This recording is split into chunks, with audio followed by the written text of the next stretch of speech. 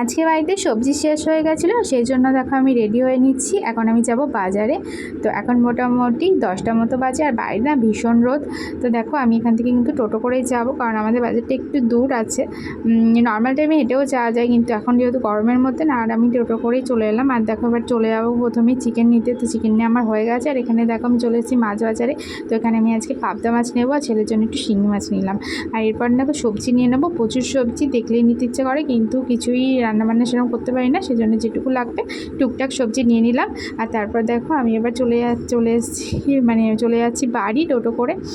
আরও কিছু ফলও নিয়েছি। যাই হোক, অনেক কিছু বাজার করেছি। তো বাড়ি এসে মাছটাকে ধুয়ে নিলাম, চিকেনটাকে ধুয়ে নিলাম। আর তারপর দেখো স্নান করে আদা রসুন পেঁয়াজ ছাড়িয়ে মাংসটাকে আগে বসিয়ে দিলাম, নাহলে লেট হয়ে যাবে। আর এদিকে ছেলের জন্য শিঙি মাছটাও রান্না করতে হবে। তো যাই হোক, আমি এখন রান্না বান্না করি। আজকে এটুকুই তোমাদের সাথে শেয়ার করলাম। টাটা।